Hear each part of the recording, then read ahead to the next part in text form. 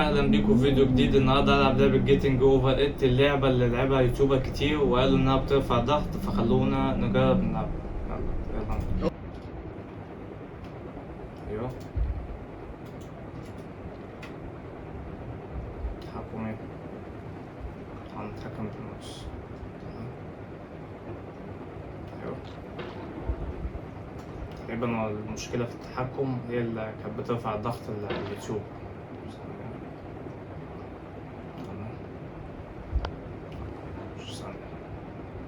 خلينا نطلع نقف هنا نسحب الناحية التانية اهو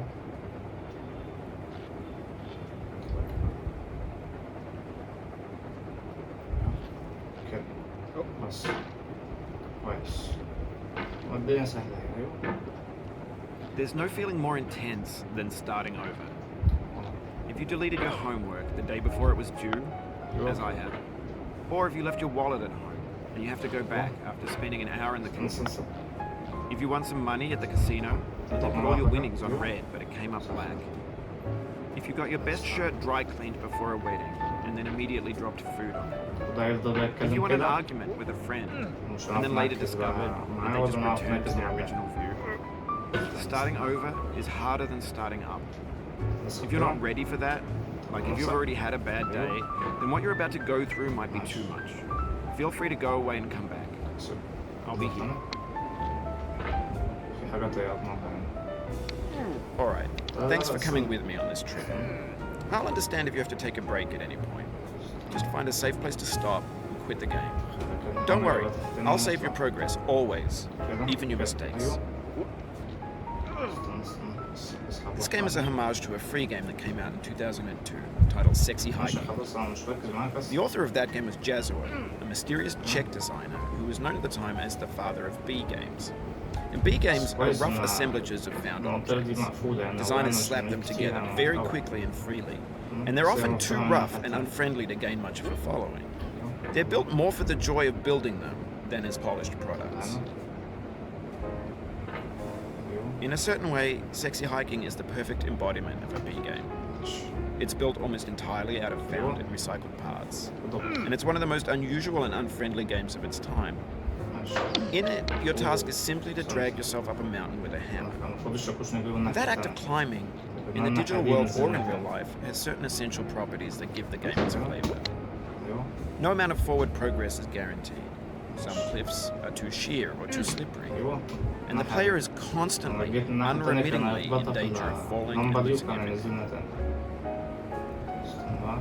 Anyway, when you start Sexy Hiking, you're standing next to this dead tree that blocks the way to the entire rest of the game.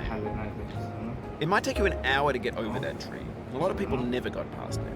You prod and you poke at it, exploring the limits of your reach and your strength, trying to find a way up and over. And there's a sense of truth in that lack of compromise. Most obstacles in video game worlds are fake. You can be completely confident in your ability to get through them once you have the correct method or the correct equipment or just by spending enough time. In that sense, every pixelated obstacle in Sexy Hiking is real. The obstacles in Sexy Hiking are unyielding, and that makes the game uniquely frustrating. But I'm not sure Jazzuo intended to make a frustrating game. The frustration is just essential to the act of climbing, and it's authentic to the process of building a game about it. A funny thing happened to me as I was building this mountain. I'd have an idea for a new obstacle, and I'd build it, test it, and it would usually turn out to be unreasonably hard. But I couldn't bring myself to make it easier. It already felt like my inability to get past the new obstacle was my fault as a player rather than as a builder. Imaginary mountains build themselves from our efforts to climb them, and it's our repeated attempts to reach the summit that turns those mountains into something real. When you're building a video game world, you're building with ideas, and that can be like working with quickset cement. You mold your ideas into a certain shape that can be played with, and in the process of playing with them, they begin to harden and set until they're immutable, like rock. At that point, you can't change the world. Not without breaking it into pieces and starting fresh with new ideas.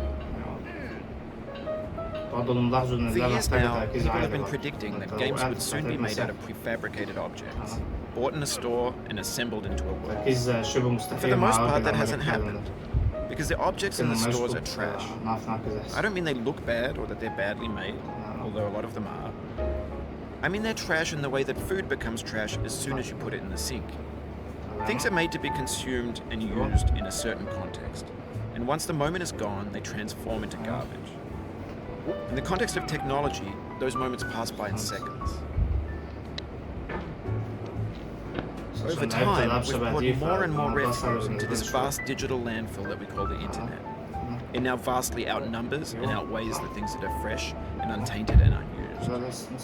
When everything around us is cultural trash, trash becomes the new medium, the lingua franca of the digital age. You can build culture out of trash, but only trash culture.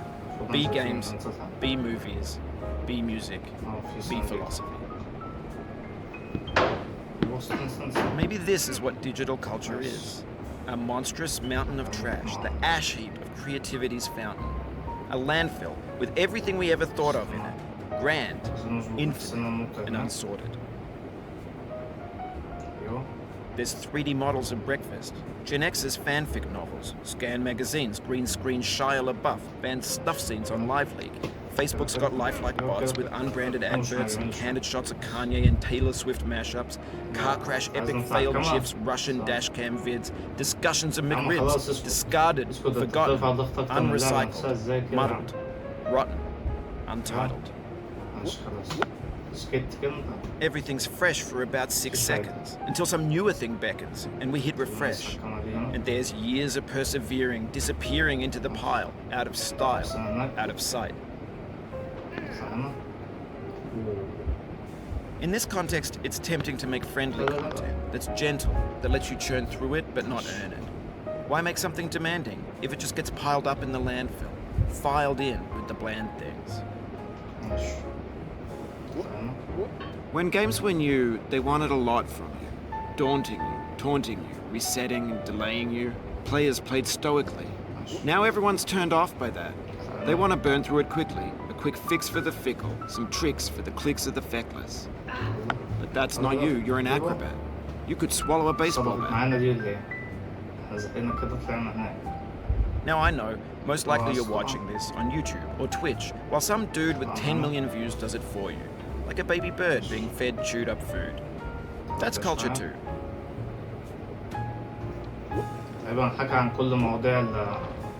But on the off chance that you're playing this, what I'm saying is, trash is disposable, but maybe it doesn't have to be approachable. What's the feeling like? Are you stressed? I guess you don't hate it if you got this far, feeling frustrated. It's underrated.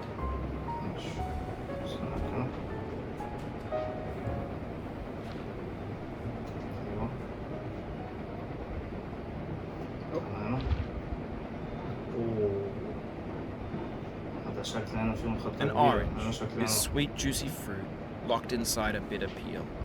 بس خلينا نقف هنا عند المنطقة اللي قال فيها عصير برتقال دي تقريبا، لأن هنا شكل الوقعة هتعيدنا كتير. خلينا هنا نبتدي هنا من الفيديو الجاي. وبكده نكون خلصنا فيديو النهاردة. أتمنى الفيديو يعجبكم، متنسوش الاشتراك واللايك. مع السلامة.